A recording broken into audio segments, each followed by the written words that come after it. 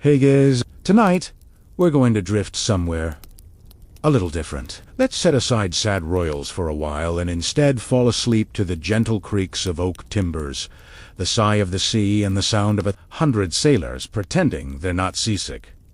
So yeah, tonight's story is about HMS Victory, the massive gold-trimmed warship that the British Navy built in the late 18th century. The same one where Admiral Nelson got hit by a French sniper during the Battle of and still somehow managed to die dramatically enough to be remembered forever. But honestly, this isn't a story about muskets and victory speeches. It's more about the ship itself, how it worked, how it smelled, and how hundreds of men, and occasionally a cat or two, managed to live, sleep, and not die in a massive wooden box in the middle of the ocean. So, grab your tea, dim the lights, and let's board this floating fortress. Don't worry, no waves here, just the slow roll of history. Let's start at the beginning. It's the mid-1700s, and Britain is busy being, well, Britain. A little arrogant, a little obsessed with empire, and extremely into covering every ocean with wooden triangles. The Royal Navy was basically the Wi-Fi of imperial power. If it didn't reach somewhere, Britain probably didn't care about it. In 1759, they decided they needed a new ship, bigger, heavier, and just more extra than anything floating out there. That ship became HMS Victory. She was designed as a first-rate ship of the line, which in human terms means the biggest, most expensive thing we can possibly float. She was to carry about 100 guns, nearly 1,000 men, and enough rum to fuel a revolution. Construction began in 1759 at Chatham Dockyard, a place that smelled permanently of tar and overconfidence. The hull was made from thousands of oak trees, around 6,000 of them, so basically a small forest. The builders took over 6 years to finish, partly because it takes a while to carve that much timber, and partly because something's always damp in England. When she was finally launched in 1765, the whole country celebrated, and then promptly forgot about her for almost 15 years, because there wasn't an immediate war. Typical. Now, HMS Victory was an day, just a ship. She was a floating city. Imagine a skyscraper lying on its side, except instead of elevators, you climb ropes. Instead of offices, you have gun decks, and everyone sleeps with a cannon 2 feet from their face. Victory had 3 gun decks, stacked like layers of an angry cake. On the top tier, known as the upper gun deck, were the smaller, more polite cannons. These were used for sharp, precise shooting. Relatively speaking, below that was the middle gun deck, with beefier 24-pound cannons. These could send a solid iron ball smashing through the side of an enemy ship or an unfortunate officer's breakfast table. And then, at the very bottom, the lower gun deck, home to the monsters. 32-pound cannons. These were so heavy and loud that firing them felt like being in a thunderstorm powered by resentment. Altogether, HMS Victory's broadside, meaning all guns on one side fired at once, could shoot over 1.5 tons of metal in a few seconds. That's a lot of iron. Enough to ruin your day if you happen to be French in 1805. But the cannons were only half the story. A ship of this scale was like a living organism. Think of it as a 104-gun wooden whale with about 800 men crawling inside it like barnacles. Everything had its place. Everything had a sound, and everyone smelled exactly the same. Bad. Let's talk about living conditions, because yes, people actually lived on this thing. The crew was divided into classes like an 18th century hotel, except everyone shared the same plumbing. None. At the very bottom, you had the ordinary seamen, the ones who hauled ropes, manned guns, and basically did everything useful. They slept in canvas hammocks, strung between the ship's beams, inches apart. Imagine a room filled with swinging boadies, tobacco smoke, and the occasional rat commuting above your face. Above them were the petty officers. They got slightly better hammocks, maybe even a small table if they were lucky. Then the warrant officers, the specialists who actually knew what they were doing, like surgeons or navigators. They had tiny cabins, decorated mostly with dampness. And finally, at the top, The commissioned officers, these were gentlemen, which meant they had powdered wigs, slightly more privacy, and the deep, heavy loneliness of command. The captain, in Victory's most famous case, Admiral Horatio Nelson, had an entire cabin at the stern, complete with windows, a writing desk, and a specially designed dining table that could be folded away when it was time to fight, because nothing says multitasking like dinner than gunfire. Now let's talk about the ropes and sails part. Sailing a ship like Victory wasn't peaceful. It was basically an endless CrossFit session powered by orders shouted in 18th century slang. Victory had 3 towering masts for mainmast and mizzenmast. Together, they held 37 sails. Each sail had its own name and job, which made sense to the crew but sounds like nonsense to us. There were topsails, topgallants, royals, staysails, spankers. Yes, that's a real one. And no, it wasn't funny to them. Maybe, probably. All those sails needed over 27 miles of rope to control. Imagine handling that much cordage in a storm. Slippery, freezing, screaming wind, while your ship tilts 30 degrees, and the officer yells something like, "Brace the main topgallant clewlines." That was your gym workout and existential crisis combined. Every movement of the sails mattered. If you got it wrong, the ship wouldn't just stop. It might literally tear itself apart. Sono pressured below decks. Life followed a rhythm, strict and repetitive, which is comforting if you like routine, and miserable if you like space. Each man had about 14 inches of sleeping width. Meals were served twice a day. Salted beef, hardtack biscuits, cheese that sometimes walked on its own. And of course, rum was sacred. The daily ration, known as tot, was half a pint mixed with water to make grog. It kept morale slightly above zero and hygiene comfortably at, don't think about it. Sailors shared everything. Hammocks, utensils, diseases. The surgeon's tools often got more use than anyone liked. The ship's doctor worked in the cockpit, not the helm, but a gloomy space near the orlop deck, filled with sawdust and quiet screaming. But between the misery, there was routine. Bells marked the passage of time. Watches rotated every 4 hours. The steady rhythm of labor, meals, and rest gave a strange kind of peace. It wasn't comfort, but it was order. HMS Victory also had hierarchy carved into her timbers. Everyone knew their place. Officers gave orders, petty officers enforced them, and ordinary sailors obeyed, sometimes grumblingly, occasionally not at all. Punishment was simple and public. Flogging was the go-to solution for everything from laziness to theft. The lashes were meant to encourage discipline. Mostly they encouraged infection. Still, there was pride in serving aboard a first-rate ship. It was like working on the royal yacht. Except it smelled worse, and you might die. Let's float over to something slightly lighter. The atmosphere of the ship itself. Victory wasn't always fighting. In calm seas, the soundscape was kind of hypnotic. The constant creak of wood, the flap of canvas, the bubbling hiss of water along the hull, occasionally punctuated by the faint shout of a boatswain or the laughter of men pretending to be fine.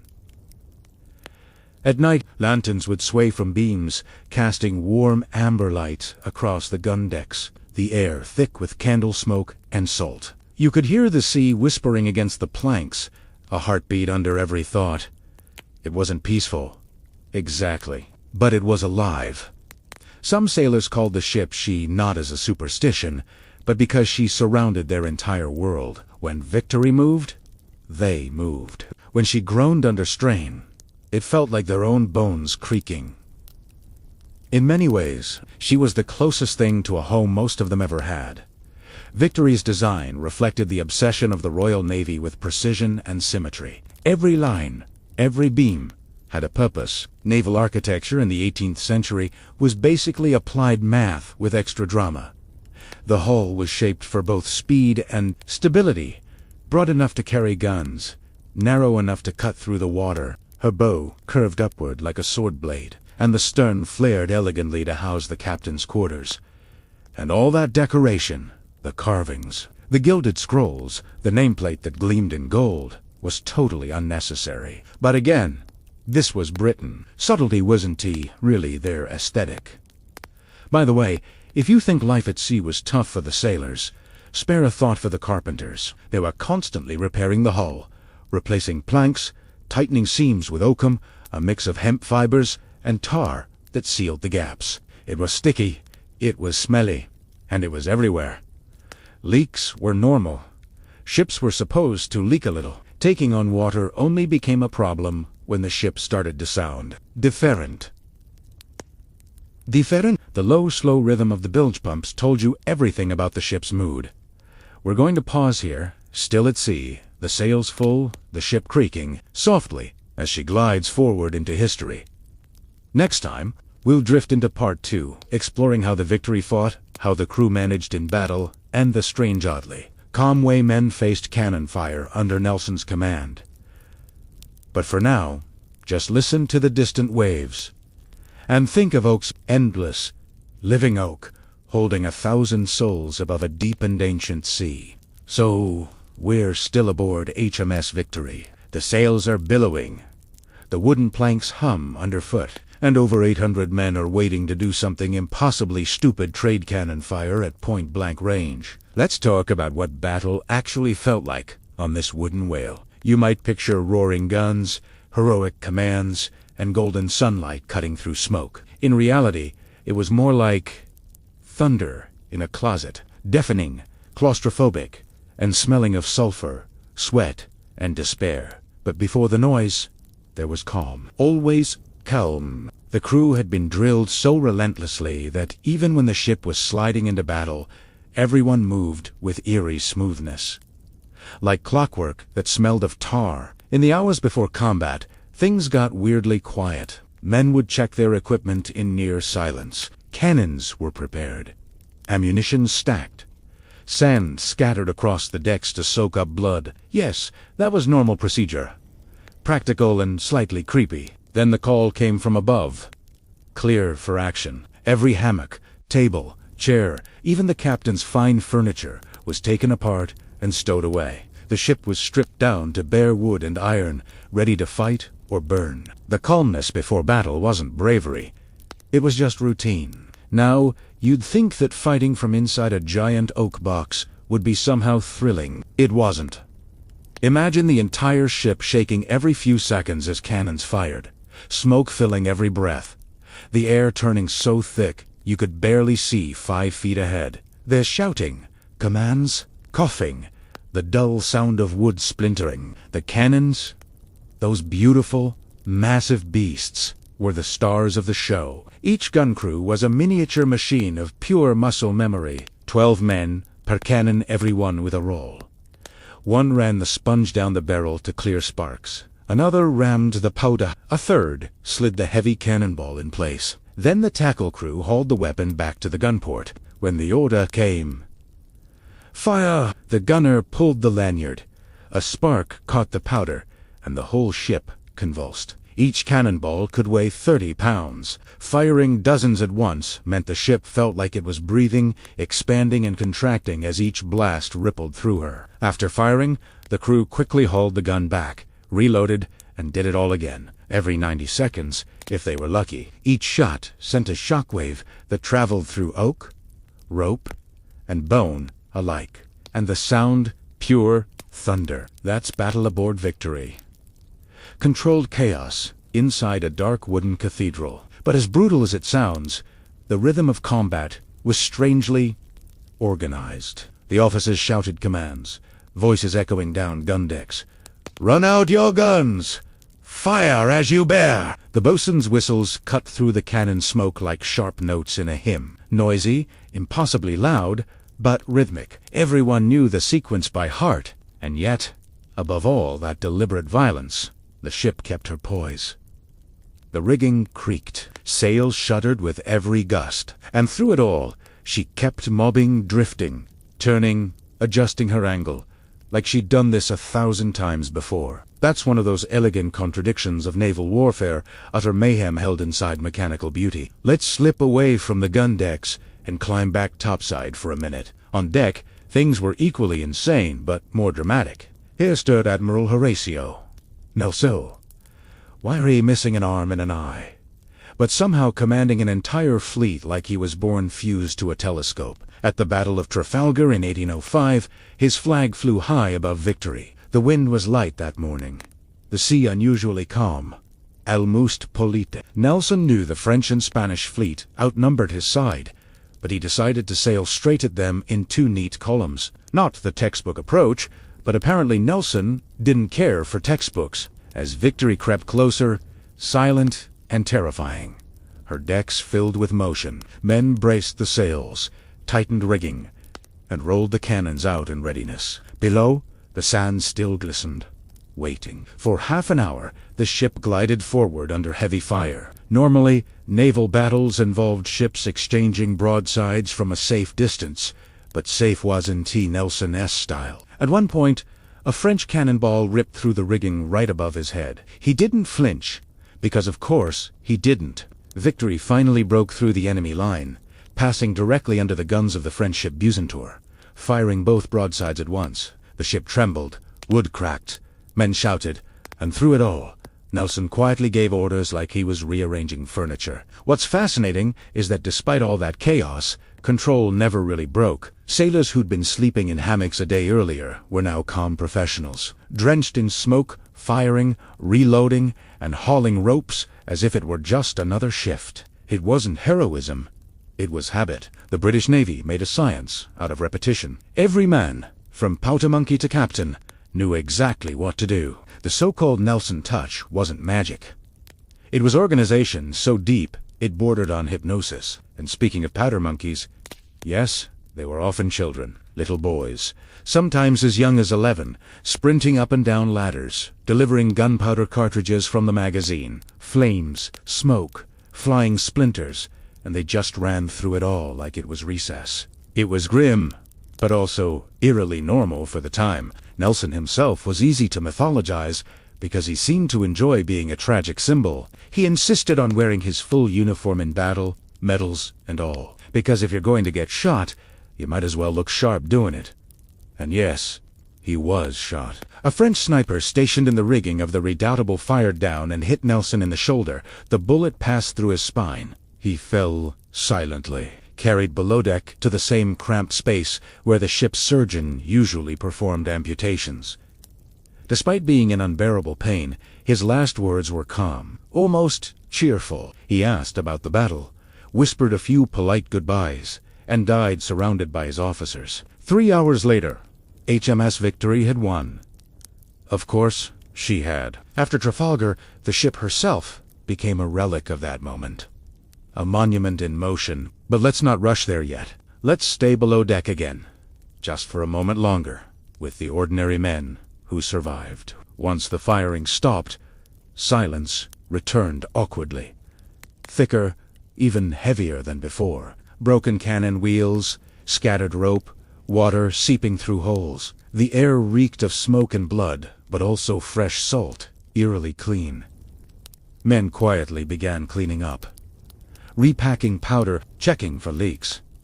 The dead were counted, the wounded carried below. No cheering, no music, just work, because after all, the ship had to go on living. You couldn't grieve on a warship. There wasn't space for that. When night finally came, Victory drifted under a sky of faint stars and smoke. Lanterns flickered across her decks, and the sea made that familiar sound, the soft slap of calm water against aching wood. The battle was over, but she was still moving her timbers, sighing, ropes humming quietly as though whispering names.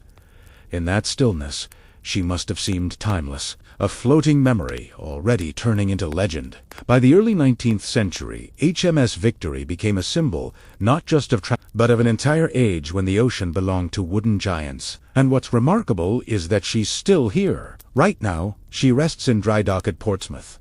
England restored, reinforced, and kept as a museum ship. Visitors walk her decks, craning their necks at the same beams that once shook under cannon fire. The smell of tar and salt lingers faintly, like an echo. You can almost imagine the ghost of Nelson still pacing her quarterdeck, polite as ever, still staring toward the horizon with one good eye.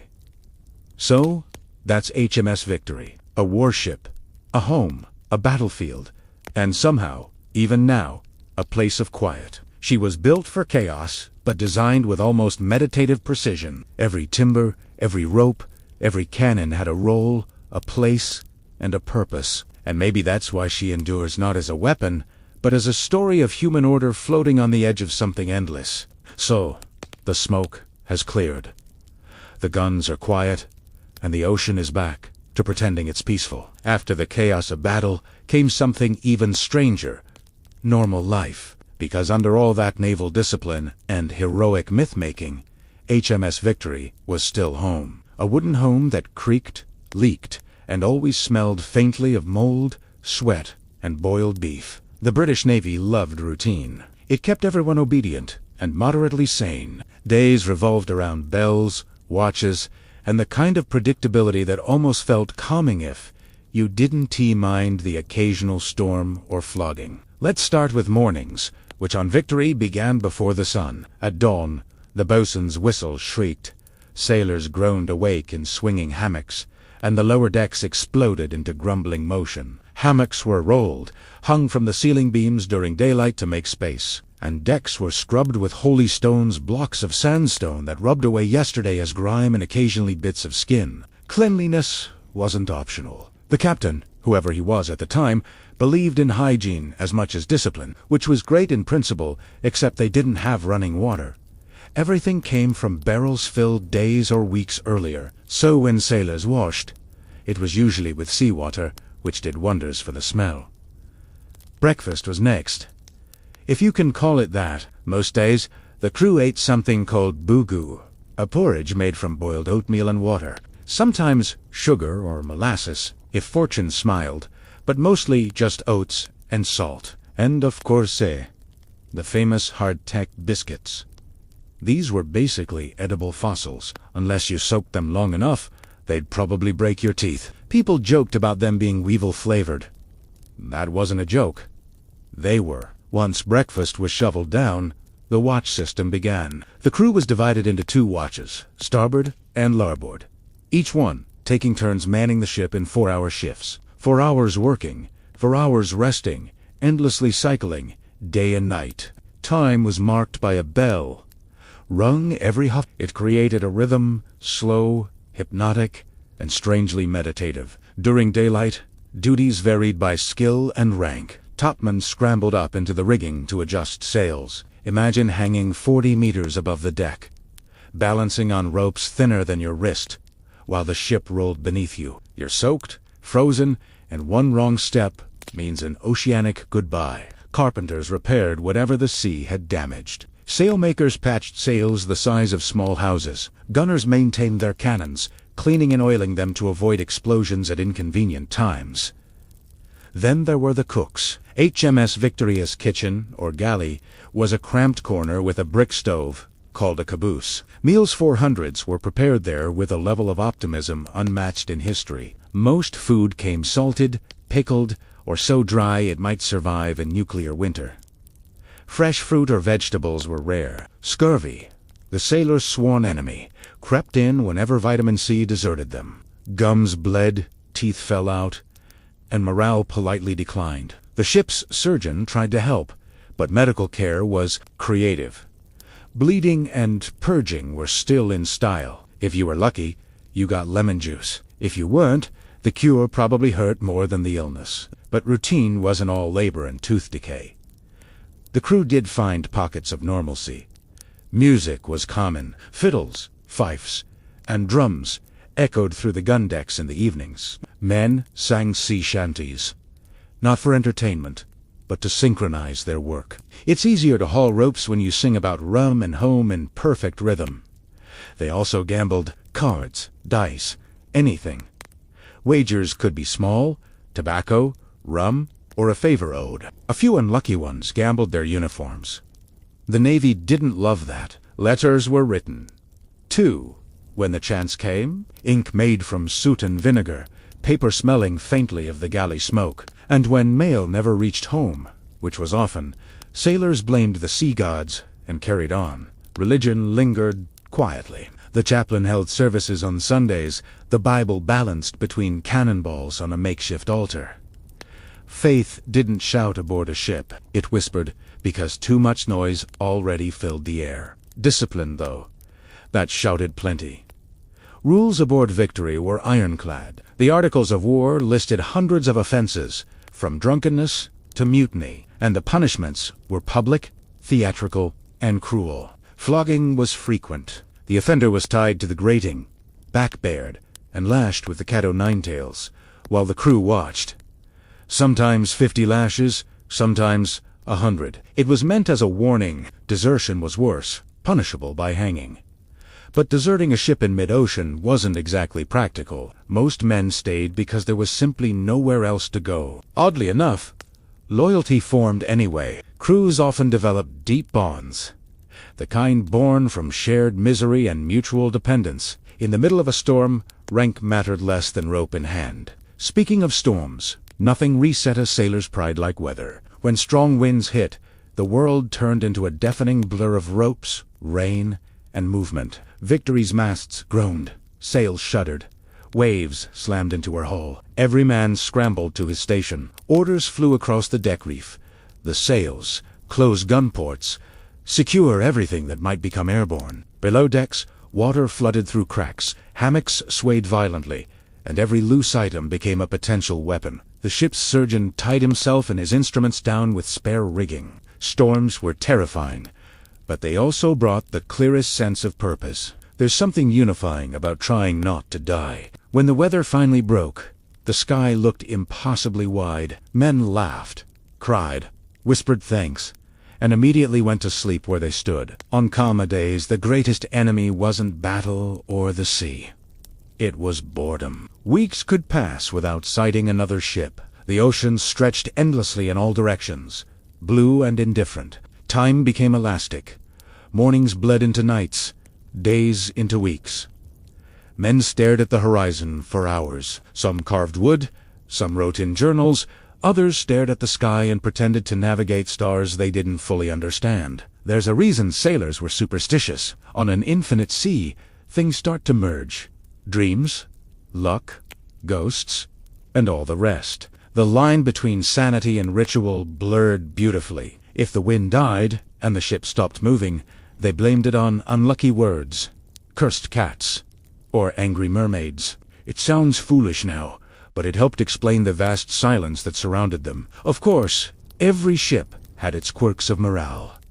On Victory, that morale often came in liquid form. Rum rations d'etat were sacred, issued daily, half a pint per man, diluted with water, and called grog. Officers sometimes reduced it as punishment, but nobody willingly messed with a sailor's rum. It was social glue. It dulled fear, softened boredom, and reminded everyone that life, however absurd, still had taste. When tempers flared, petty officers mediated before fists flew. Because while officers could be stern, they understood something vital. Ships only run well when men don't want to throttle each other. Nightfall changed everything. Once the last bell rang, lanterns dimmed, and the ship exhaled. Hammocks swung slowly in the darkness. The sea made its eternal hush beneath the timbers. Even the most hardened sailor might lie awake, staring into the blackness, listening to the Victory's steady creaks. Somewhere, a rat the scent of salt and tar thickened. It wasn't quiet, but it was constant, the kind of noise that lulled you. A wooden lullaby, scored by wind and waves, and if you could fall asleep there, surrounded by 800 snoring men, you could probably sleep anywhere. Victory carried her crew through storms, battles, and endless blue nothingness. She was their world, their prison, and sometimes their peace. In her wooden ribs lived every emotion possible: fear, pride, boredom, love, longing, and all, somehow, balanced by the same creaking heartbeat of oaken rope. That's life aboard an 18th century warship, brutal, repetitive, but strangely serene in its own symmetry. Next time we drift into her later years. How Victory ate into a relic what became of her after war, fair moved from wind to steam, and how she survived long enough to become a symbol of something far quieter than glory. So, we've seen HMS Victory in her youth, shining, loud, full of noise and fumes and endless duty. Now, let's watch her grow old. Because even warships age, just like kings and empires do. After the Battle of Trafalgar, her decks finally fell quiet. The ocean that once trembled under her guns began to treat her more kindly. She limped back to England, battered but triumphant, carrying news of victory and grief in equal measure. Nelson was gone.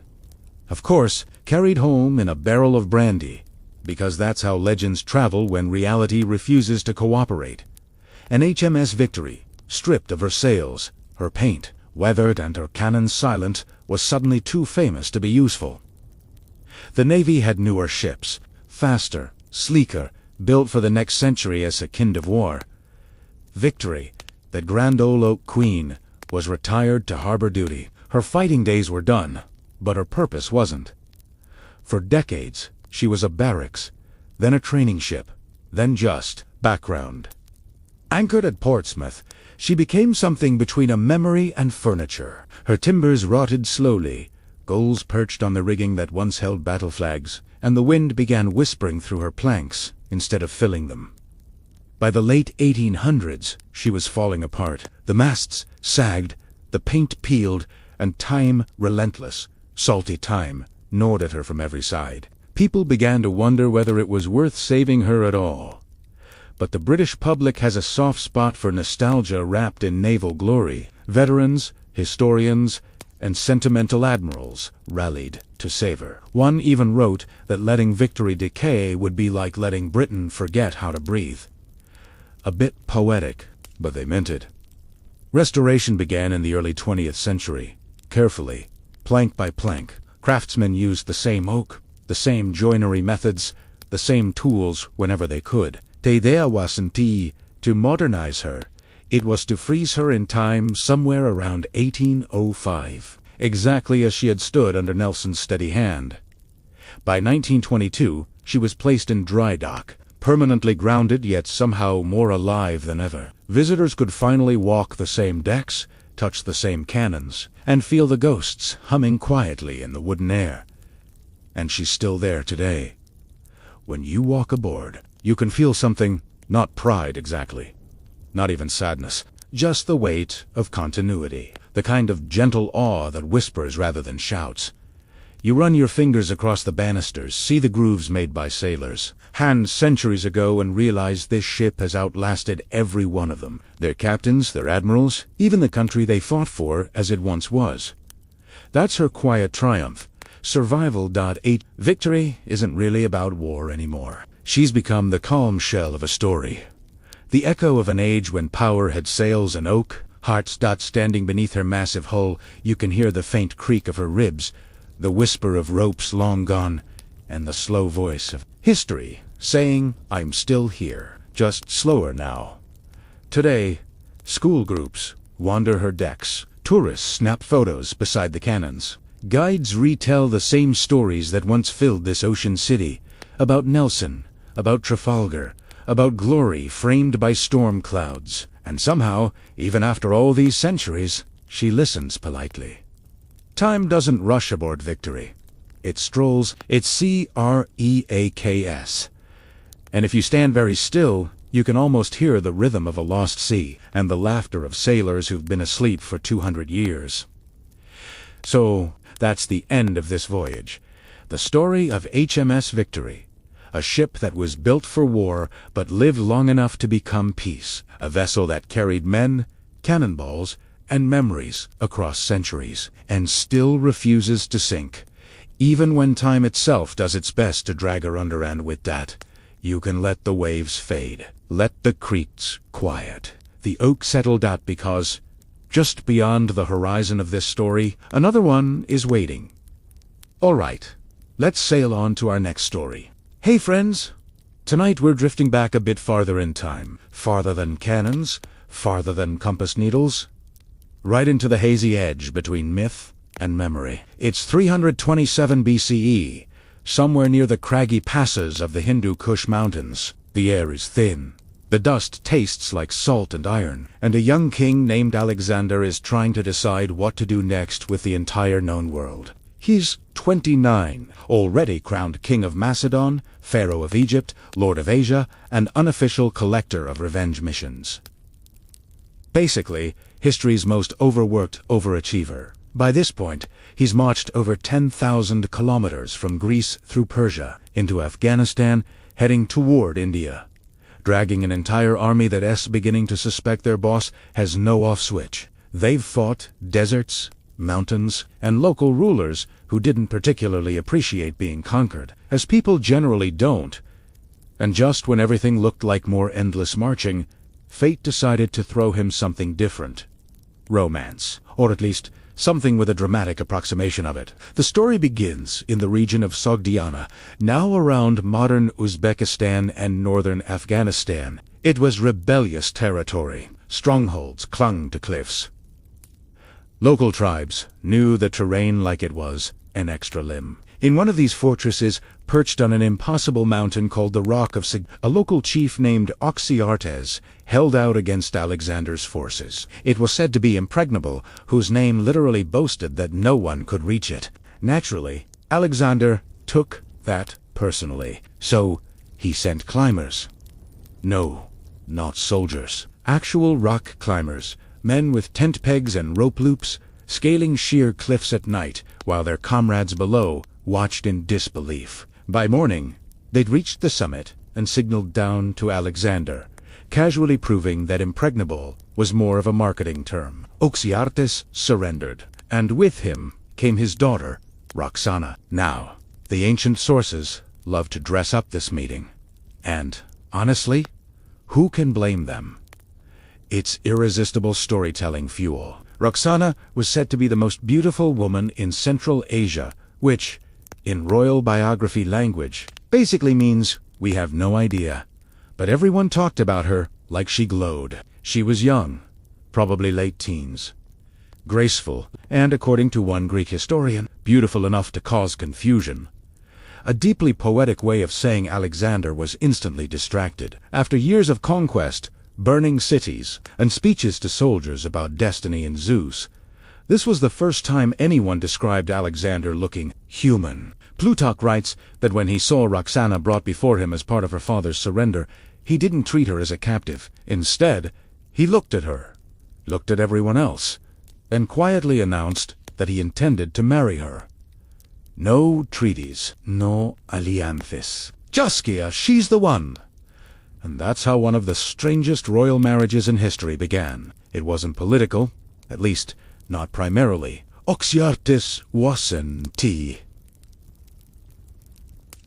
A major power Sogdiana was in exactly prime territory. So it was either genuine emotion or fatigue, mixed with admiration, possibly both. Greek historians, ever hungry for metaphor, called it the moment when the conqueror was conquered. Alexander, who'd toppled the Persian Empire, now found himself undone by someone holding a water jug and wearing Eastern silk. Of course, his officers didn't quite know how to react. Macedonian nobles weren't thrilled about their king, the self-declared heir of Achilles, suddenly marrying a local woman from the lands they'd just brutalized. They assumed it was a passing fancy. They were wrong. The wedding was held in true Macedonian meets Persian fusion.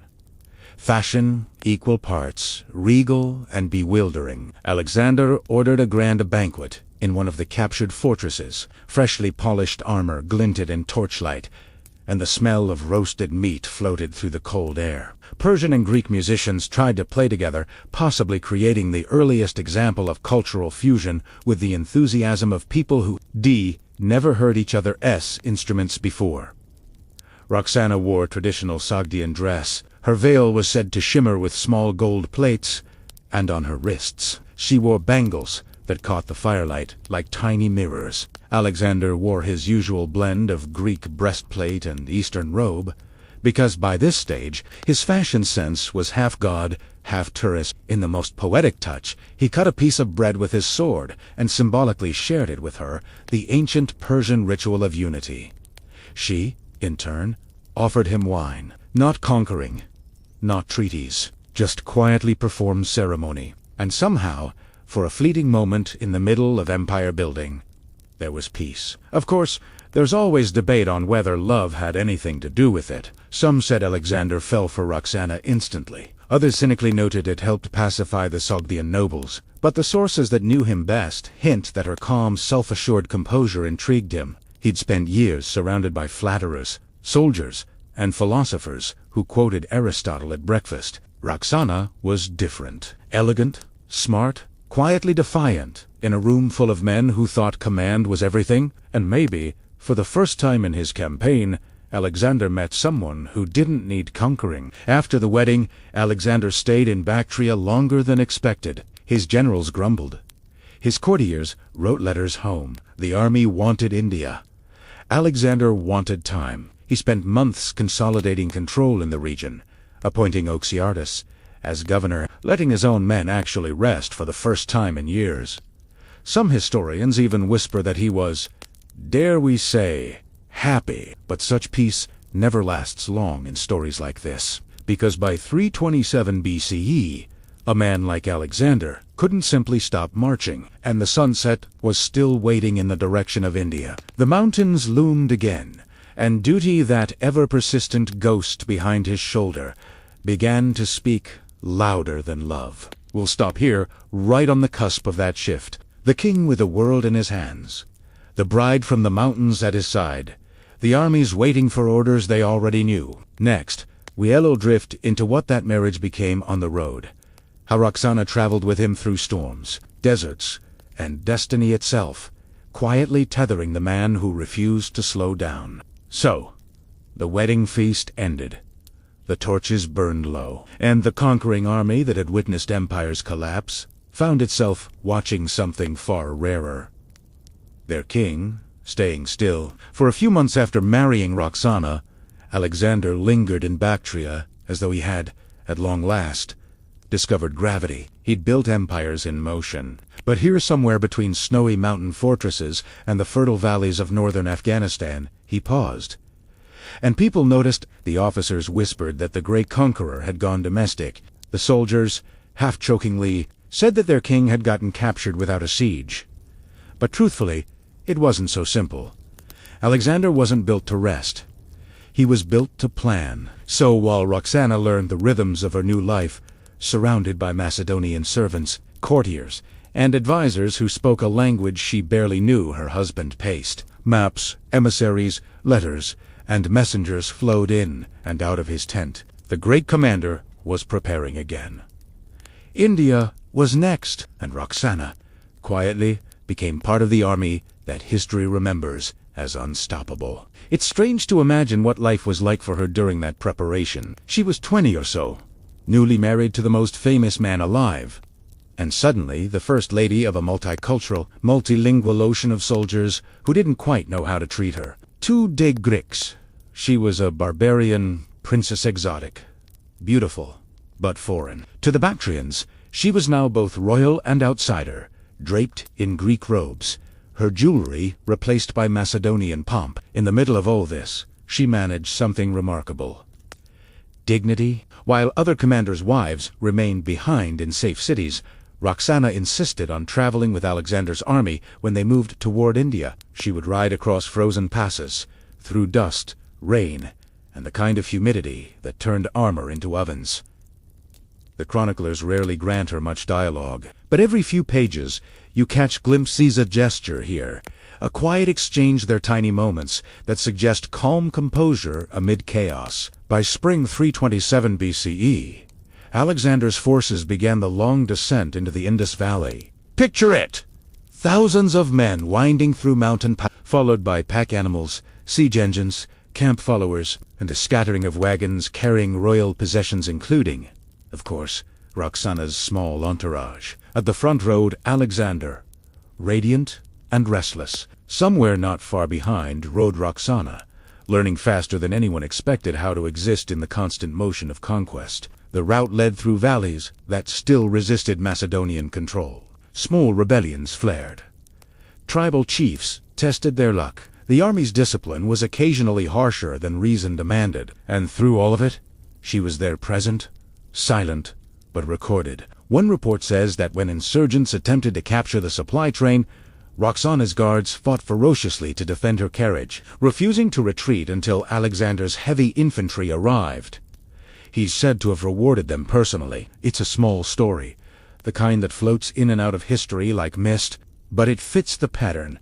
Her presence was ornamental. It reshaped how seriously his men guarded their leader's morale. Roxana traveled with Alexander because, in some untold way, he wanted her near. There's evidence that he sought her company even during the rare, quiet evenings. Chroniclers note her behind-the-scenes influence, offering advice during disputes, dining beside him while his generals argued over politics. Culture clash probably colored everything. She represented the East, intricate textiles, delicate perfumes, unfamiliar manners. He represented the West, pared down austerity, and a preference for simplicity at least. In theory, instead of conflict, it seems both learned adaptation. Alexander adopted Eastern dress more openly after his marriage, blending Persian and Macedonian styles. It wasn't random fashion, it was diplomacy with silk stitching. He wanted his rule to look universal, to prove that East and West could merge under one glittering canopy. Roxana embodied that idea better than any speech could, but not everyone felt poetic about it. The Macedonian elite reacted with the same enthusiasm you'd find at a tax increase. They had followed Alexander since his early campaigns, believing that the spoils of conquest were theirs to enjoy. Now their king was treating an Eastern princess as a legitimate queen, and they were expected to bow. Some of the older officers' men who had served his father, Philip II, saw it as betrayal, a dilution of Macedonian bloodline. They called Roxana the Persian bride, though she wasn't Persian at all. Prejudice seldom checks details. She felt the scorn. The court gatherings, grand as they looked, must have carried icy. Between toasts and triumphal speeches, whispers drifted how she wielded influence, how the king had gone soft, how it was all dangerous for morale. And yet, those same generals didn't dare confront Alexander about her, because every time she appeared beside him in public, he looked more composed, more certain. Defying cynicism was part of her quiet art. When the army finally reached the borders of India, the heat grew punishing. Soldiers suffered from sunstroke. Horses collapsed. Rivers wider than they'd ever seen, cut through jungles, thick with life and malaria alike. Alexander pressed forward, chasing the horizon like a promise. Roxana followed not on a throne or in comfort, but enduring all the roughness of campaign life that left most of his officers exhausted. At one point, the expedition crossed the Indus River on makeshift rafts built from inflated animal skins. Hundreds of men and animals bobbed along currents that barely agreed to cooperate. And amid those drifting masses was Roxana's craft steady, guarded, and astonishingly out of place. A queen carried on the same improbable river that carried thousands of weary soldiers. Imagine her watching the banks slide by. Palms, haze, strange birds circling overhead. Everything foreign, yet familiar now because it mirrored her position exactly. Rootless between worlds. The Indian campaign stretched on. Battles against small kingdoms, skirmishes, endless movement. Alexander's dreams of uniting continents began to look less glorious and more exhausting. Roxana was there through it all. You can almost feel the loneliness behind their tented power. Somewhere deep in the Indian forest, with monsoon rain hammering down, that unlikely couple must have shared one of those rare silences where conquest finally stops mattering for 5 minutes. No crown, no politics, just Tavarian people in a temporary shelter on the farthest edge of the map. She was the first person in years to make the king of the world seem like a man again. But even romantic legends have bureaucracy. While Alexander was fighting his last Indian battles, letters from Greece and Babylon arrived. Rival generals, court intrigue, demands for governance. The empire was becoming too large for personality to manage. And through it all, Roxana's name began appearing in correspondence. She wasn't simply mentioned as a companion anymore. She was Queen Roxana, sealed into administration records, recognized officially. It's small, but historic. The army that once sneered at her origins was now writing reports in her name. By 325 BCE, Alexander finally decided to march back west. He had reached as far as his men would go, the edge of the world, or at least the edge of their patience. The return journey split the army. Some along the coast, some across the unforgiving Gedrosian desert of modern Iran. Roxana traveled with his personal column on foot, horseback, and occasionally carried through wastelands so lifeless that even their gods must have gone silent. Men collapsed by the hundreds from heat and thirst. Supplies failed. Horses died, and yet she endured, a ghostly silhouette under the constant sun. Later records called that march Alexander's greatest defeat, achieved without an enemy.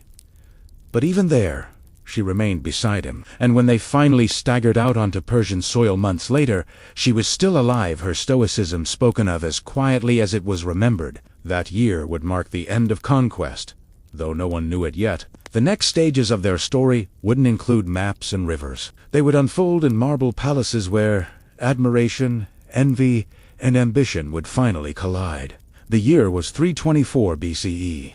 And the desert had finally released them. Alexander and Roxana entered Persia not as conqueror and captive, but as king and queen. Behind them stretched a trail of exhausted soldiers and vanished chances. Ahead lay Babylon the Dazzling, enormous city of brick walls and palm groves that would host the beginning of the end. Their arrival must have glowed with impossible pomp. The city still shimmered with the ghost of the old Persian Empire, and now it was being asked to welcome its newest rulers. Banners hung, trumpets sighed, elephants marched, incense burned. The Macedonian court, coated in dust from years of wandering, stepped once again into palaces. For Alexander, it was both a victory lap and an afterthought. For Roxana, it was the beginning of something more dangerous than battle's politics. In Babylon, the empire looked very different from the one drawn on his maps. Thousands of administrators, priests, and governors filled the corridors with murmured petitions. Greek philosophers argued about divinity. Persian nobles demanded a return to honor. And in the midst of this high-stakes noise, Roxana had to find her place. Her presence unsettled everyone. The Macedonian generals tolerated her publicly but whispered privately that Alexander had gone entirely Persian. Even worse, he now encouraged his officers to marry Eastern women, hoping to blend cultures. Few did so willingly.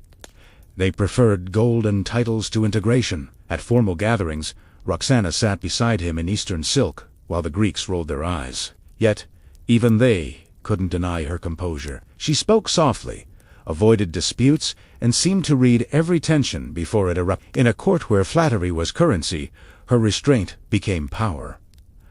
But the harmony didn't last. In late 324 BCE, Alexander made what should have been a diplomatic gesture, but instead turned into personal disaster. At Susa, he staged a mass wedding between 100 Macedonian officers and Persian noblewomen to symbolize the unity of his empire, and to crown the gesture, he himself married, this time, 2 Persian princesses simultaneously, Statera and Parasates, daughters of Darius III and Artaxerxes, respectively. Yes, technically, he now had 3 wives. Ancient kings could afford that sort of enthusiasm, but Roxana couldn't. Her position, once unique, became blurred overnight. Some claim she hid her feelings.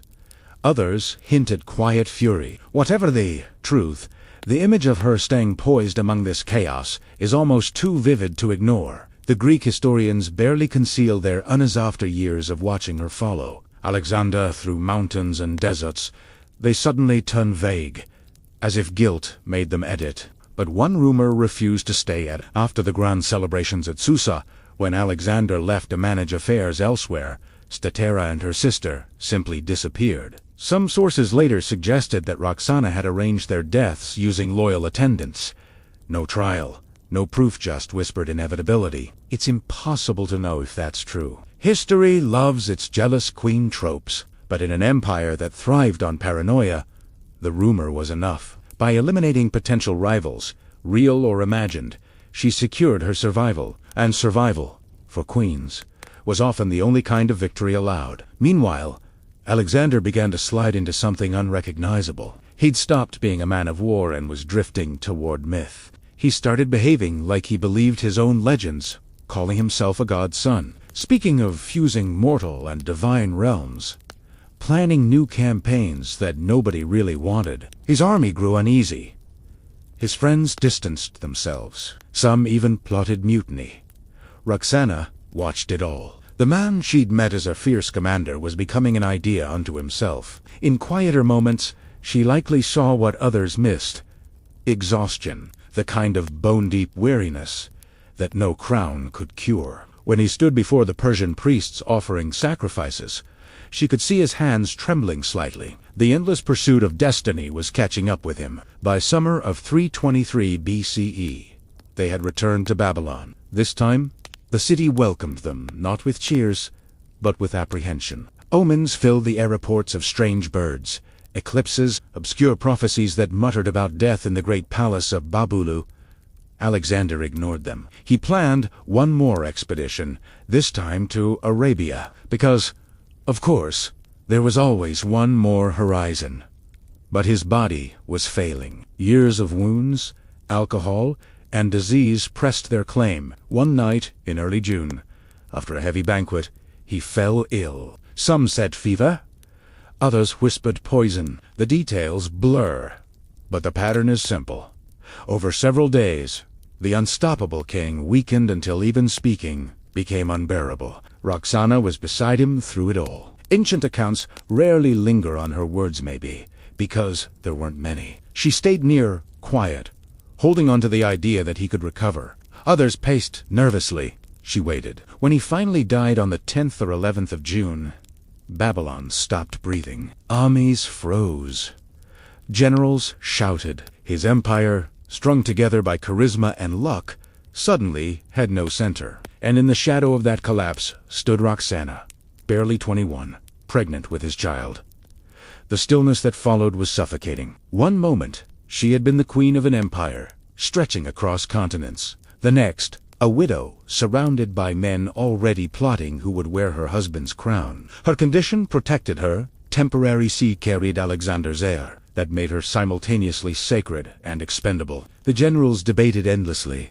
Would they rule as regents, divide the empire, or crown her unborn child as king? Roxana was silent during those councils, at least in the records. But silence can be strategic. It let her listen, learn who her enemies were, and prepare for the only choice she ever truly had, defending her future child. In the courts of Babylon, gold changed hands. Armies shifted loyalties, and the word succession became another form of war. Underneath that noise, Roxana waited in her chamber, a young widow holding together the last thread of Alexander's dream. Outside, Babylon went on shimmering under the heat. Palm trees swaying gently over the Euphrates. Birds circled the towers, oblivious to history, threading its last sentence. In the summer half-lights, she might have looked out from her balcony watching soldiers rehearse. Drills that no longer meant anything, and realized something elemental when a king dies his empire. Dies with him, but queens are left to live among the ghosts. Babylon shifted. The empire that once felt solid began to dissolve like sand through an open hand. Alexander was gone, and all that remained was argument. Generals' provinces cracked apart. Maps were redrawn daily, and somewhere in the chaos, behind the curtains of a royal chamber, Roxana gave birth to their child, a son named Alexander IV. It should have been cause for celebration. Instead, it felt like strategy. With the child's cry, the council declared him rightful heir. His uncle, Philip, Aridas Alexander's half-brother, older but simple-minded, was made cook. Two figureheads, countless puppets. Roxana became the silent axis around which everyone maneuvered. The early months after the birth felt almost scripted by irony. In theory, she was queen mother of the largest empire the world had ever seen. In practice, she was a prisoner with an infant. The same generals who toasted her son's future quietly sharpened their ambitions in dark tents. Perdiccas, one of Alexander's senior commanders, stepped forward as regent protector of the kings, which really meant protector of his own influence. He moved Roxana and her son out of Babylon for safety, which is ancient code for so nobody else can get to them first. From fortress to fortress, she traveled again, but this time without music, without processions, just guarded silence. The soldiers no longer saluted her name. They saluted opportunity. Still, Roxana remained characteristically calm. This was the second time she'd been surrounded by armed men waiting for their moment. She had learned patience long before politics forced it on her, while the generals carved up Alexander's empire from Macedon to Egypt. From Persia to the edges of India she focused on survival, hers and her child's. In the letters and fragments that survive, there's one constant. Everyone speaks of her with a kind of wary respect. No one called her weak. No one dared. Even Perdiccas treated her with a certain theatrical courtesy. But when his campaigns collapsed and he was assassinated, the illusion of safety vanished again. The next regent in line was Antipater, the old governor of Macedon, far away in Europe. He ordered her moved west out of Asia and closer to the original kingdom. Imagine that journey. A queen in mourning clothes, a baby with golden curls, and an escort of soldiers who barely remembered peace. They crossed ruined cities that Alexander had once built, past monuments already half buried in dust. Somewhere along the way, she must have realized that what had once been history's mightiest empire had already turned into a collection of fading stories. Every province now called itself independent.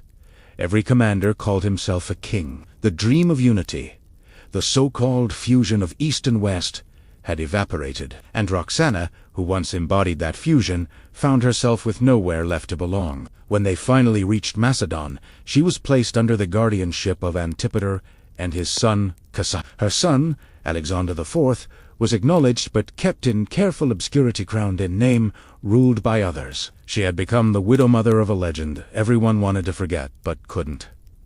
Years passed, Antipater died, and Cassandra inherited both power and paranoia. He feared that as the boy grew, so would his claim. Roxana's quiet dignity didn't help. She was still beautiful, still royal, still a symbol of another world, and symbols make dangerous house. So Cassandra ordered them confined to Amphipolis, a walled city on the edge of Macedon. No court, no attendants, just guards and long, empty corridors. Roxana stayed close to her son, teaching him whatever she could, languages, manners, fragments of his father's stories. She told him about the deserts, the rivers, the stars. He never knew his father in life, but in memory she rebuilt him. It must have been strange bedtime talk. A godlike father, a world once his, now split 7 ways. By 310 BCE, when Alexander IV was barely 13, Cassandra decided the empire's memory had lingered long enough. The order was quiet. One night, discreet enough to avoid gossip, guards entered their quarters. Roxana and her son were executed, likely poisoned, though no one dared specify how. Their bodies were buried secretly, and even those graves have long been lost to time. News of their deaths traveled slowly, carried by rumor more than record. By the time it reached the far provinces, few reacted. The world had moved on. A conqueror's dream had shrunk into ordinary politics, his queen and his heir reduced to footnotes. Yet centuries later, when archaeologists dug through the ruins of Macedonian tombs, they found fragments that looked familiar. Jewels in the style of Eastern Bactria, miniature carvings hinting at Persian art.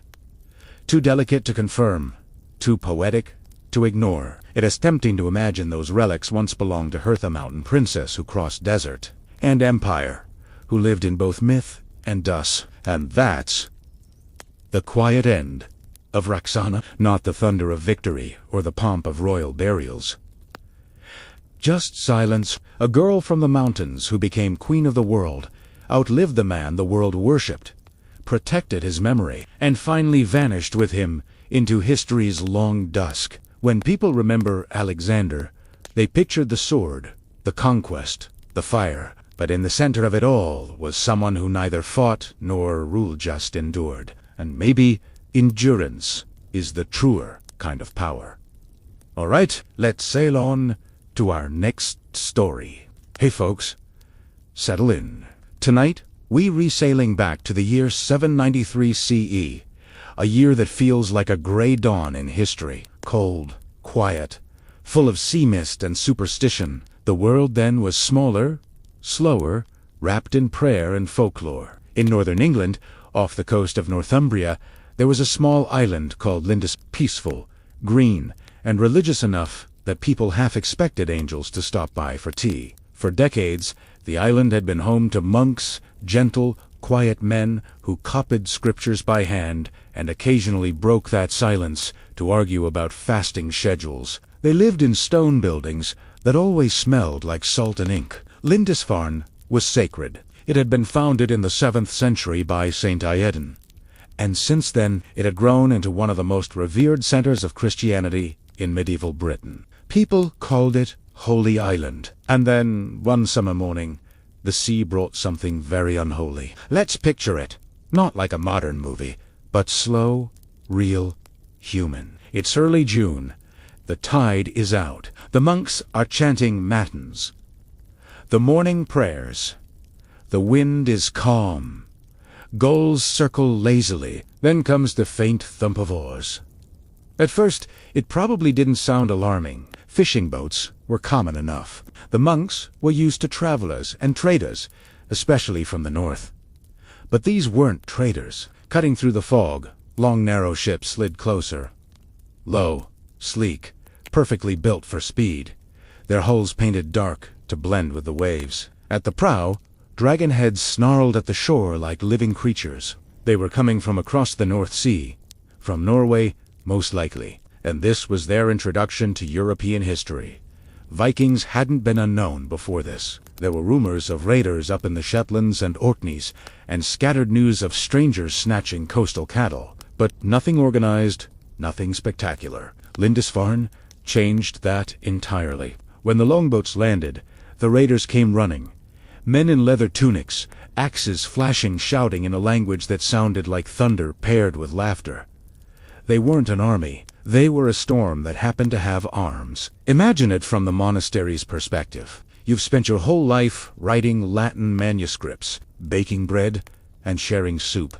And then suddenly, a man the size of a bear kicks your door down, steals your chalice, and roars something about Odin. No one knew what to say. It wasn't a battle. It was more like bewildered panic. A few monks tried to hide relics in men. Others ran to the church, as if holy stone walls could stop steel. They couldn't. The Vikings ransacked everything. Altars, books, gold. They took whatever could fit into boats, and destroyed what couldn't. In monastic chronicles written later, the survivors described heathens desecrating God's house and trampling holy places with blood. They weren't exaggerating much. Lindisfarne burned, and the shock rippled across Europe like an earthquake that had started underwater. The fascinating thing. The Vikings probably didn't think of it as apocalyptic. To them, it was practical. They were seafarers from harsh lands, where farmland was limited. Winters stretched forever, and survival required creative economic planning, by which I mean raiding anyone within rowing distance. They'd heard of rich monasteries along the English coast, poorly defended, stacked with silver chalices, gold crucifixes, and livestock. Perfect targets. So the raid on Lindisfarne wasn't random. It was opportunistic genius. The island was wealthy, unguarded, and believed to be protected by divine favor. Spoiler: divine favor doesn't block a well-aimed axe. The news spread fast, even by medieval standards. The Anglo-Saxon Chronicle, the semi-official diary of the English, wrote that immense whirlwinds, flashes of lightning, and fiery dragons in the sky were seen before the raid, which is medieval speak, for we have no idea what just happened. But it felt cosmic. In monasteries from York to Canterbury, panic replaced serenity. If holy Lindisfarne could fall, nowhere was safe. Kings reacted predictably. They prayed loudly and built slightly taller wooden fences they called fortifications. It didn't help. Vikings kept coming, not because they hated Christianity, but because it was profitable, and because Lindisfarne had shown it was easy. Still, that first attack burned into cultural memory. The monks who survived wrote about it for decades. One of them, Alcuin of York, a respected scholar now working in Charlemagne's glamorous court, sent horrified letters back home. He called the raid a great plague from across the sea and begged his countrymen to repent, because clearly divine wrath had been invited. Alcuin was convinced the raid wasn't just human greed.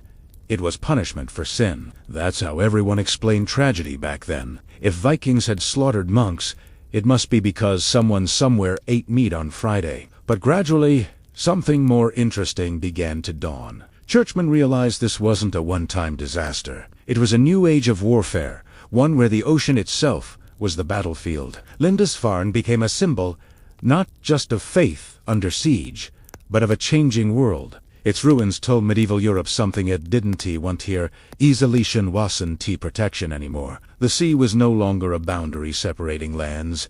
It was a highway connecting predators to preyers. And beneath all the drama, there's this haunting, quiet sense of irony. An island meant to be closest to heaven had become the place where heaven first seemed to stop answering. At dusk, when the raiders finally rode away with their loot, the remaining monks crawled out of hiding places. Smoke curled from the chapel roofs. Pages from Bibles drifted into the sea. They gathered what was left, relics, bones of saints, scraps of parchment, and began to rebuild in silence. It took centuries. But even centuries later, every chronicler looked back at that summer day in 793 CE and called it the beginning of something dark and restless.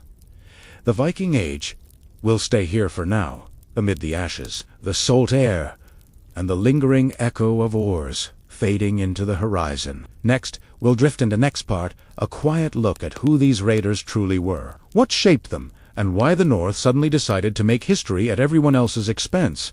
The raid on Lindisfarne might have looked sudden, like the sea simply spat out chaos, but it wasn't born overnight. Those longships, those warriors, that sense of purpose, all came from somewhere. To understand the men who crashed onto Holy Island in 793, you have to start with the world they came from, a world of fjords, frost, and very limited farmland. Scandinavia in the late 8th century wasn't one country, it was a scattered patchwork of clans. Tiny kingdoms and family feuds stretched across Norway, Denmark, and Sweden. Most people lived near coasts or forests, farming in the brief months when the soil wasn't frozen. They herded sheep, shaped tools, carved timber, and spent winter half-starved, but stubbornly alive. It wasn't poverty, exactly. They were self-sufficient, but it was tight living. Every blade of grain mattered.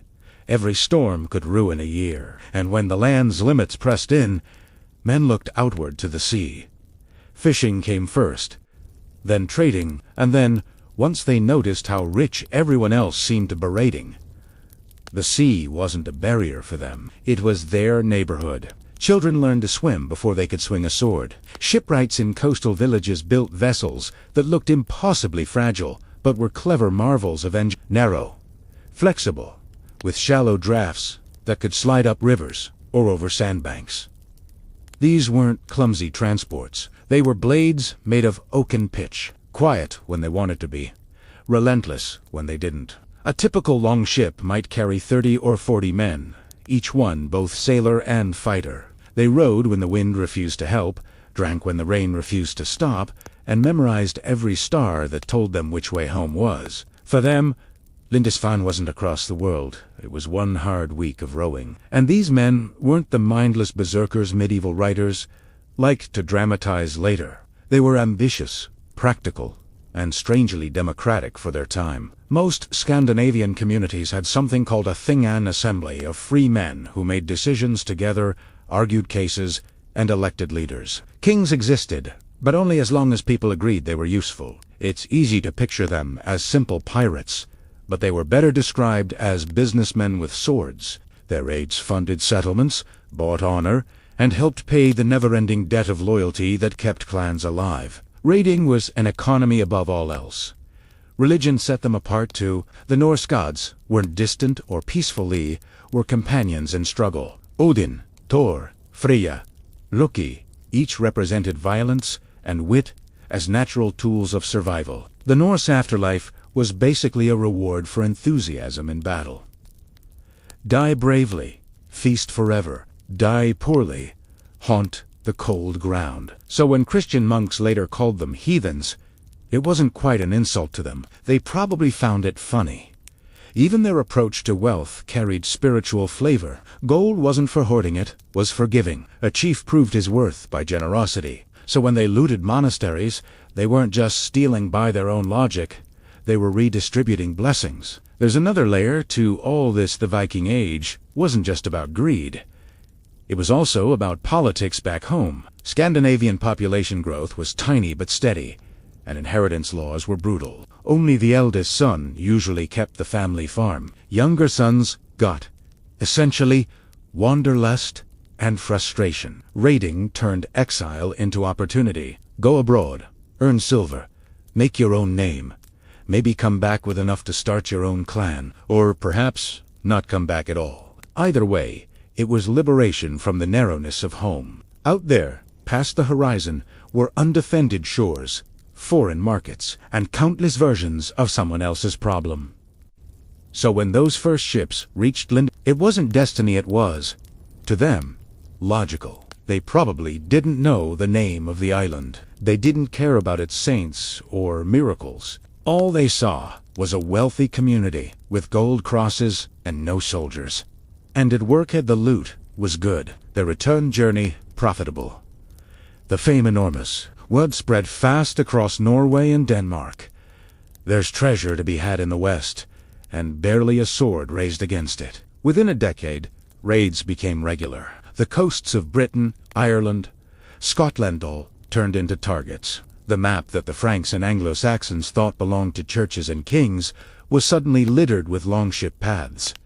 Every shoreline became a door left unlocked. But there was more to these voyages than just theft. Soon raiders began returning not only with gold and slaves, but with stories of rich lands, fertile soil, and towns warm enough for vineyards. The next generation of Vikings didn't just raid, they settled. England would see their farms sprout beside monastery ruins. France would end up with a province named after them, Normandy. The land of the Northmen, that shift from sea wolves to settlers, changed Europe's entire coastline. Back in the late 700s, though none of that had happened yet, in 793, the Viking Age had just cracked open. The people who rode to Lindisfarne didn't know they were starting a saga. They just wanted a good haul and a story to tell by winter fires. And yet, that one small act plundering a quiet island monastery reverberated through centuries. It was the sound of two worlds colliding. The deep quiet of medieval faith and the restless hunger of the North. One prayed to preserve what was. The other rode toward whatever could be taken. After the Lindisfarne raid, England didn't sleep well for a long time. The news spread inland, the old-fashioned way, on horseback, through gossip, through terrified monks who managed to reach other monasteries, still clutching half-scorched manuscripts, and everyone's reaction was exactly what you'd expect from an 8th century population. Shock, fear, and a deep desire to blame somebody. The easiest culprit was sin. To the Anglo-Saxon mind, disasters were never just random. Lightning hit because of moral mistakes. The harvest failed because of pride, and apparently axe-wielding men from the ocean appeared because someone had annoyed heaven. Writers like that scholarly voice from Charlemagne's court, insisted the raid was God's warning. He scolded his countrymen in letters that sounded suspiciously like divine guilt trips. He lamented that monks had grown too vain, too rich, too fond of fancy robes. Maybe, he suggested, heaven had simply sent accountants from the north. In monasteries across Northumbria, bells still rang. But softer now. Guards were trained. Fortifications. Basically, taller wooden fences began surrounding churches. Priests blessed the coastline as if prayers could act like moats. It didn't work. Within a few years, the Vikings came again. They hit Jarrow, the famous monastery where Beat the great historian had written decades earlier. That small detail made it sting all the more. Even history's quiet corners weren't sacred. Boats darted in. Snatched loot vanished before any army could arrive. They seemed more like storms than people appearing, wrecking, disappearing. Nobody could even predict where the next strike would fall. In a way, Lindisfarne changed what fear looked like before 793. England's sense of threat came from land, from rival kingdoms, from tribes along borders. But now, the sea itself was the enemy. A coastline wasn't a shield. It was an invitation. Imagine standing on a cold Northumbrian cliff.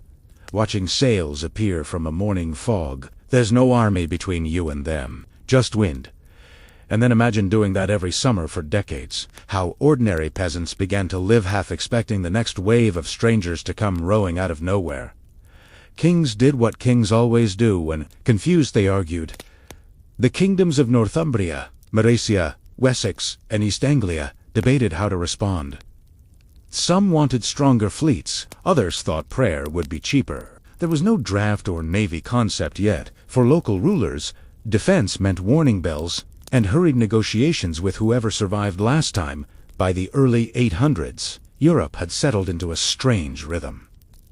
The Vikings raided, the Christians rebuilt. Grinse. Grinse. Repeat. It was both tragedy and routine, a rhythm of early medieval life. The most fascinating part of this cultural panic is how it changed the English psyche. Artists and scribes started describing Vikings in almost supernatural terms. In illuminated manuscripts, they're drawn as monstrous beings, sometimes with wings, sometimes breathing fire. The human detail, weather-hardened men, tired faces, was lost to caricature. Because fear needs mythology, and mythology makes enemies simpler. Meanwhile, in actual Scandinavia, raids were becoming business. Wealth poured home. Chiefs grew powerful. Kingdoms began to unify under leaders who grew up hearing about Lindisfarne's success. A cultural paradox formed. For the British, Lindisfarne was the beginning of darkness. For the Norse, it was the first sunrise of an age. And behind every burned monastery, something subtle lingered. Adaptation monks began hiding treasures inland during spring months, when raids were most likely. They safeguarded relics, sometimes moving entire communities. You can trace the growth of later medieval towns by watching how monasteries migrated away from the coast. Even spiritually, the church adjusted. Saint stories became bolder, full of angels defending holy sites against fiery invaders. It was pious propaganda, but also self-therapy. Faith, after all, works best when tested by terror. The raid also reached the ears of Charlemagne, king of the Franks, who was busy inventing a small empire on the mainland. He reacted with a mix of fascination and foreboding. New laws mentioned tightening coastal patrols. Bishops preached sermons about vigilance. Europe, once looking inward after centuries of collapse, was suddenly reminded that other civilizations existed and that they had boats. For scholars sitting in candlelit scriptoria, history had acquired motion again. It was coming from the north, and it had very sharp edges. But the strangest effect of Lindisfarne was how quickly normal life returned. Humans adapt alarmingly fast.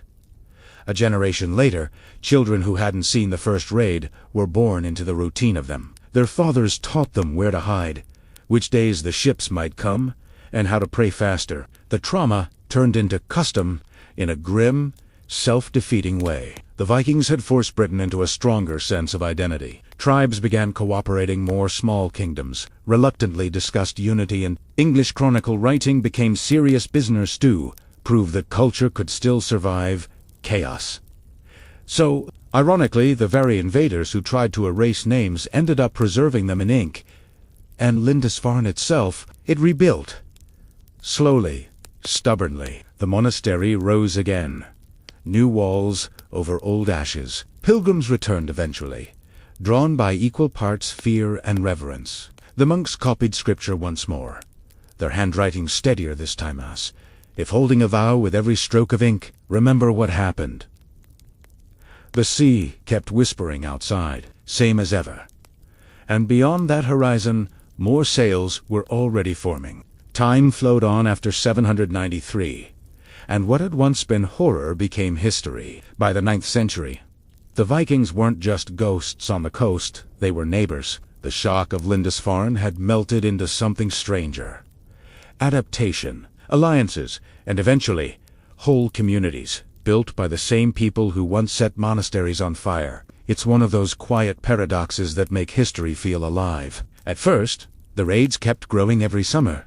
More longships arrived. The pattern spread across the British Isles and beyond.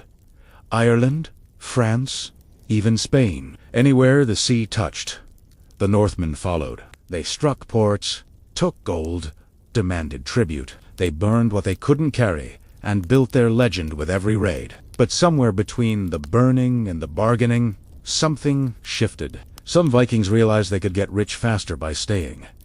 Why smash and run when you could trade and tax, when you could marry locals and own the land instead of fleeing it? And that's how the line between pirate and settler dissolved. By the mid-800s, Viking settlements were springing up across the British coast. The great Danish armies established footholds in northern England, founding the region that would later be called the Danelaw.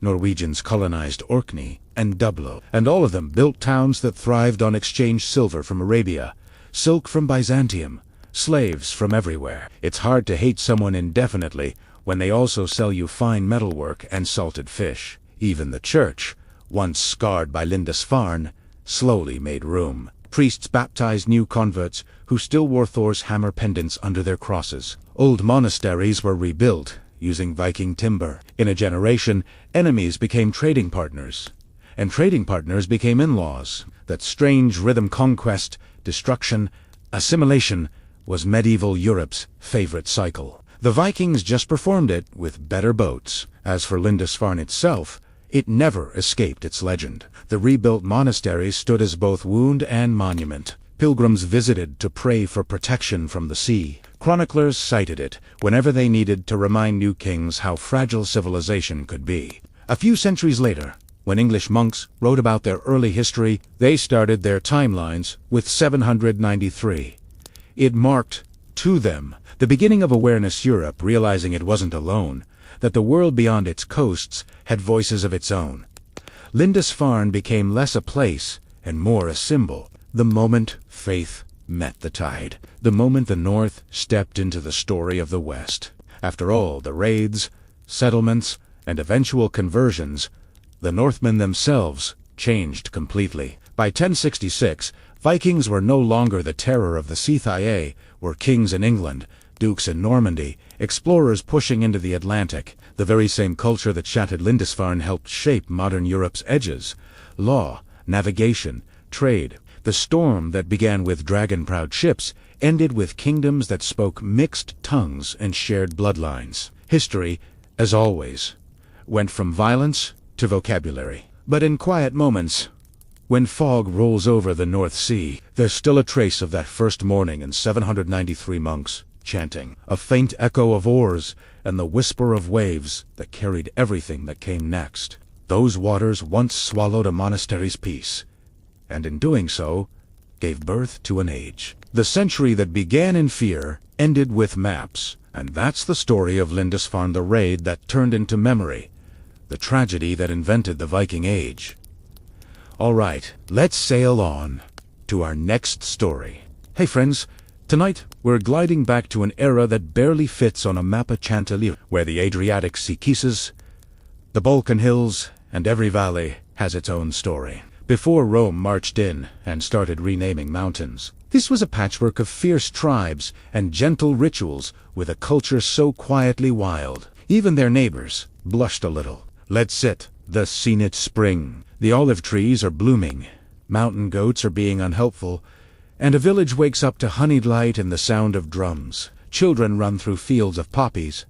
Old women gather herbs for spells, and somewhere near a river's bend, a group of Illyrians are getting ready to celebrate fertility in ways that would worry any passing Roman tax collector. Illyrian fertility traditions were as natural as sunrise. They weren't hidden, but they weren't exactly listed on travel brochures either. In these communities, survival depended on the land harvests, animals, healthy children. So when spring arrived, nobody missed a chance to thank the earth and coax it to be generous. The biggest celebration was often the spring rite, a gentle blend of pagan magic, village symbolism, and a healthy dash of dancing. Women wore flower crowns, men carried carved staffs, and both painted their faces with red ochre because, to the Illyrians, color meant vitality. Couples formed for the night, sometimes just for the festival, sometimes for real. And villagers sang songs that were equal parts prayer, flirty suggestion, and lokagossen disguised as myth. At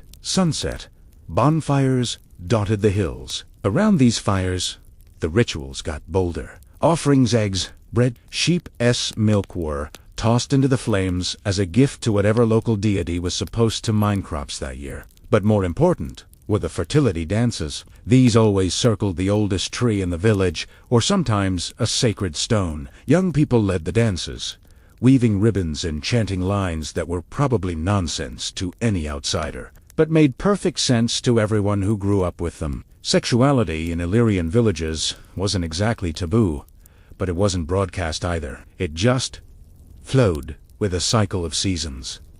Spring and summer brought freedom. Young couples paired up, elders pretended not to notice, and the tiniest bits of romantic rebellion were quietly encouraged. The aim, officially, was fertility babies, healthy livestock, good harvests. In reality, it was also about hope, celebrating life after the long Balkan winter. Older folks acted as unofficial matchmakers, telling stories about local heroes who wooed their beloved with clever riddles or daring dances on rocky outcrops. If a pairing resulted in pregnancy, the whole village pitched in no questions, just offers of bread, wool, and gentle advice about how your baby will be strong as an oak.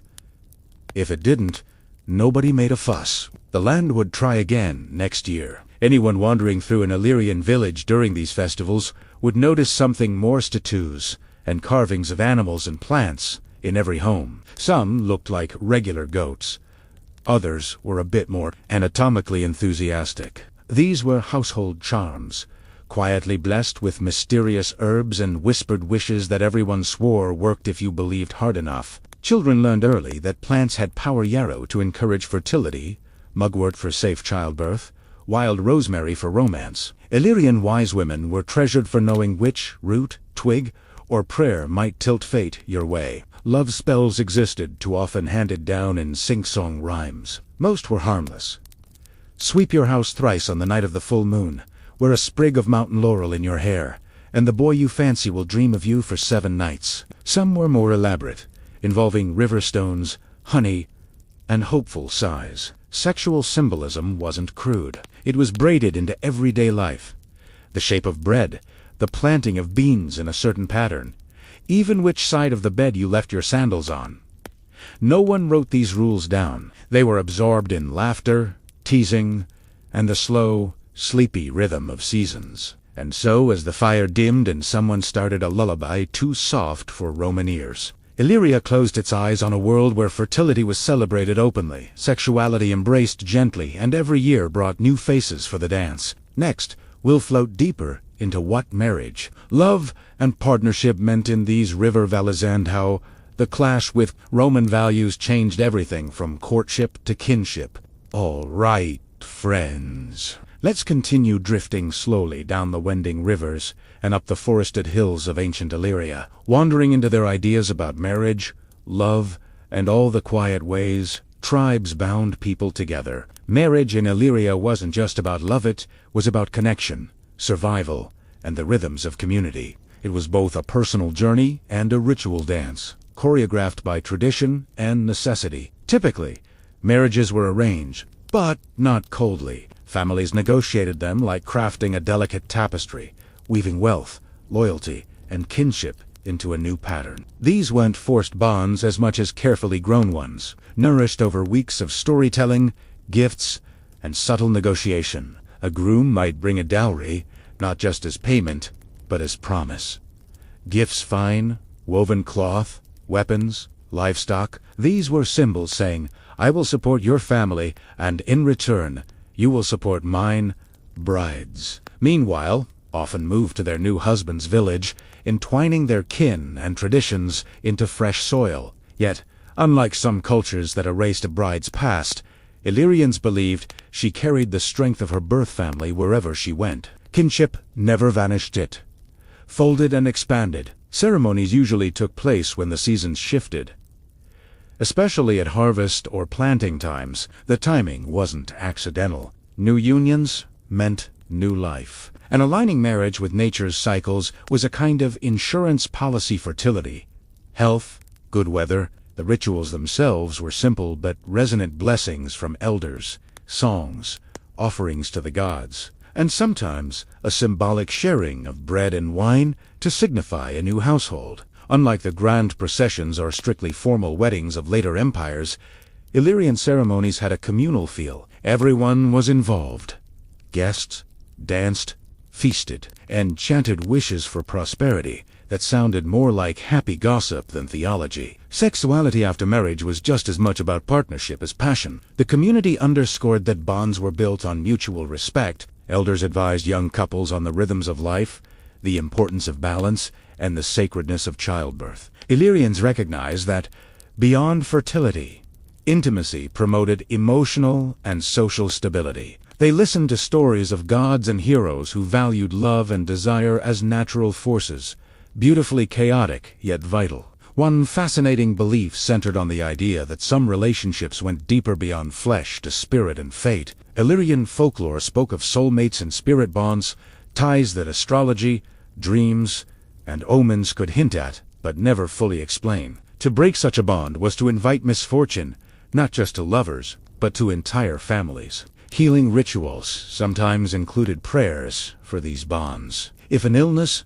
or depression fell over a household, the wise women might say it was broken love and prescribe symbolic reconciliation through herbs, fasting, or chanting. Sexual health was likewise woven into daily life. The Illyrians understood things like fertility cycles, safe times, and risks not through science, but through experience, passed mother to daughter, father to son, healer to patient. Couples used simple herbal remedies to encourage fertility or ease childbirth. Honey, willow bark, and wild fennel weren't just kitchen spices, they were small miracles in a world with no hospitals. Stories of love potions might sound like fantasy now, but they were real and meaningful, meant to sustain hope during long winters or droughts. Interestingly, some Illyrian tribes practiced forms of temporary unions, relationships that lasted for a season or a year, recognized socially but without formal marriage. These ties often helped balance social needs, demographics, or personal choice. If a couple didn't want or couldn't have children, or if a family needed to form alliances quickly, these temporary unions smoothed the way. And unlike some strict ancient codes, Illyrian society seemed pragmatic, less scandalized by what outsiders might have seen as immorality, more interested in survival and harmony. Meanwhile, children born from these unions and from formal marriages were cherished. Birth was accompanied by welcoming rituals, often involving fire, water, and chants to bless the newborn with health and courage. Birthstones and tokens might be given to mothers, considered lucky charms to protect both mother and child. Parents taught their children the cycles of nature and family lore as a living inheritance. So, as the moon rises over the dense forests of Illyria, quiet laughter dances through villages. People cling to tradition and each other, understanding that fertility and love are less separate phenomena and more woven threads in the fabric of life. Next, we'll settle into part 3, where we'll see how those traditions met. The steady march of empires and how Roman rule began to shape, challenge, and sometimes suppress Illyrian intimacy and family life. All right, let's softly continue. Somewhere between wild mountains and the steady march of empire, the Illyrians faced their greatest challenge, the arrival of Rome. It wasn't an invasion like thunder and fire at first. Rome was patient, clever, systematic. Its armies marched, yes, but its laws, language, and culture marched slower, slipping into villages over time like a slow tide. And with Rome came a different set of rules about fertility, sexuality, and marriage. Roman attitudes towards sex and marriage were complicated, formal, patriarchal, and obsessed with order. Unlike Illyria's flexible, practical customs, Rome emphasized property, inheritance, and social status. Marriage wasn't just personal, it was political. Roman law tracked dowries, legitimate heirs, and citizenship status like a bureaucrat tracking grain shipments. Illyrian customs was suddenly under pressure. Young Illyrians who once danced freely around fires learned Roman expectations for fidelity and family. Polygamy, temporary unions, and communal rituals were frowned on or outlawed.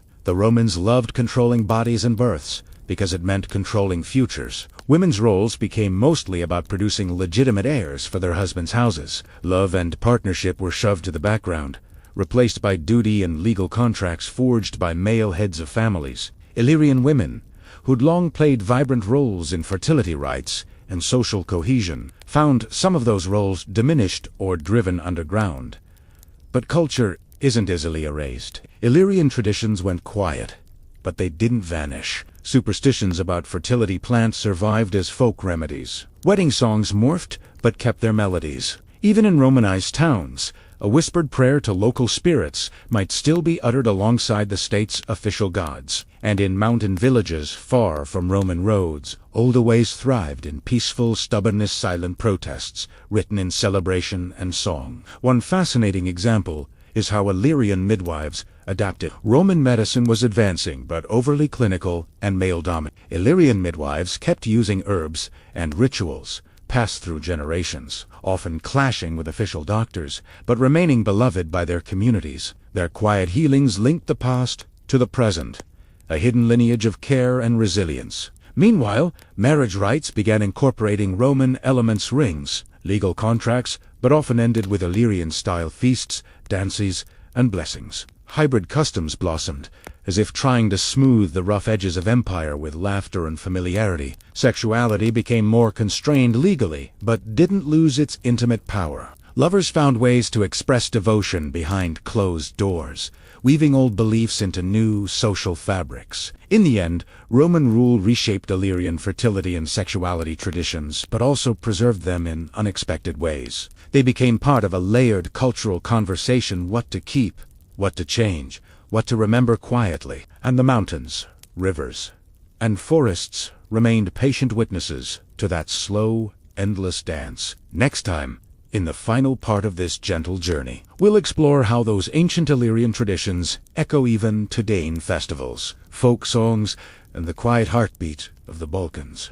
As centuries passed, the rugged hills and wild rivers of Illyria cradled the ancient fertility and sexuality traditions, even when empires rose and fell around them. Though Roman conquest brought new rules about marriage, family, and sexual behavior, the old customs didn't vanish. Instead, they quietly shaped local beliefs, rituals, and celebrations, often blending with the newcomers, ways like threads in a tapestry. One striking symbol that endured was the serpent. To the Illyrians, snakes weren't pests, they were sacred protectors of the hearth and fertility itself. Houses often welcomed house snakes, respected creatures said to bring potency and guard families from harm. Brides adorned themselves with snake heads as charms against evil, a ritual echoing ancestral beliefs in protection through the mystical power of nature. Archaeological finds across the Balkans reveal serpent carvings and jewelry tied to fertility cults, attesting that these symbols were woven deeply into life and death, growth and decay. The Illyrian gods and goddesses connected intimately with nature and fertility. Tana, the great mother goddess, linked farming success to female fertility, often represented alongside the god Vidasus, protector of animals. Ritual offerings of wheatlife's sacred grain expressed hope for abundance and the continuation of life itself. Such traditions survived as folk customs, seasonal festivals celebrating the earth's cycles, rites to bless crops and families, and songs invoking old gods, sometimes cloaked in Christian guise. Sexuality among the Illyrians seemed notably free compared to later rigid codes. Ancient authors describe some tribes where women had surprising social freedoms, choosing partners, even outside marriage, and bearing children with community acceptance. These perceptions align with more relaxed attitudes seen in neighboring Dorian Greece and later Balkan folklore. These more fluid relationships, mixed with strong fertility cults, suggest Illyrians approached human sexuality as part of nature's balance, protected and intertwined with community well-being. Roman influence ushered in new legal and social pressures, but didn't entirely erase Illyrian spirit. Marriage became more formalized, inheritance laws tightened, and monogamy was promoted. Yet many folk practices persisted under the radar. Illyrian midwives kept herbal knowledge alive. Traditional fertility rites folded into Christian celebrations. Art and jewelry preserved symbolic motifs that harkened back to the ancient worldview, carried quietly through generations. Today, echoes of those ancient traditions stir in Balkan folk festivals. Rituals and songs where fertility, protection, and the cycles of life remain central themes, whether in dances circling an ancient tree, or in whispered prayers for health and abundance. The heartbeat of that ancient Illyria still pulses. The serpent's silent coil, the sacred bread and wheat, the songs that mingle old gods and new saints, these are living bridges to a past where life itself was a mystery to be honored in every small, sacred moment. And so we slowly close the story here on the gentle turning of seasons, the quiet layering of culture, and the eternal dance of life, love, and legacy among those wild Adriatic hills. No thunderous finale, no dramatic closing words, just the peace that comes from knowing that some traditions, like the river, never really end. They flow quietly onward.